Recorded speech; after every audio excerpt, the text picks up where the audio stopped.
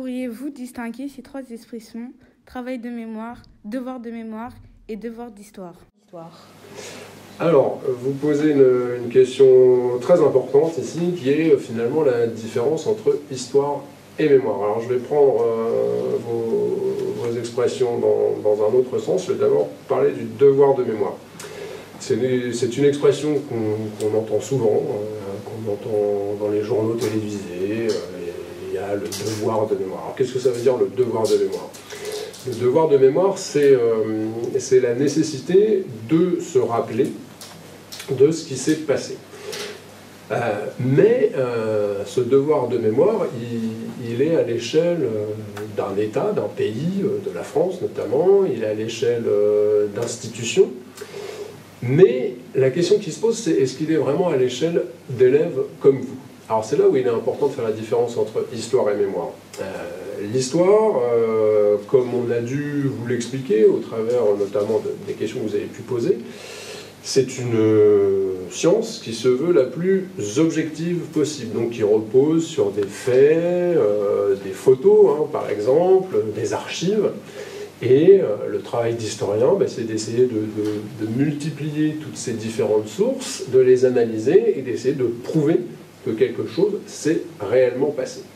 Ça, c'est l'histoire.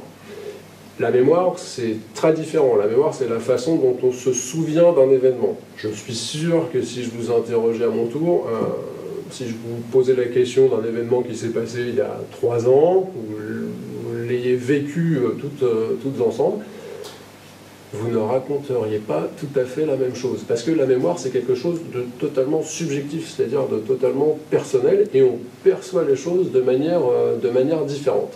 Alors, vous comprenez bien qu'un même événement historique peut être perçu différemment en fonction de qui on est, de où on est, de sa condition sur le moment, de sa condition sociale. Et donc, les discours vont être complètement différents. Il y en a qui vont dire, oui, ça s'est passé, ah non, ça s'est passé différemment, etc. Et donc, c'est le travail des historiens de démêler le vrai du faux. Est-ce que ça s'est vraiment passé? Est-ce que ça s'est pas passé? Est-ce que ça s'est passé différemment? Et donc, autant un État, une nation, peut avoir un devoir de mémoire parce qu'il est impératif de se souvenir de ce qui s'est passé, autant des élèves, eux, ils doivent faire un travail de mémoire. Il n'y a aucun devoir. L'école n'est pas là pour obliger des élèves à se souvenir. En revanche, l'école, elle est là pour faire travailler les élèves sur différents événements, différents témoignages.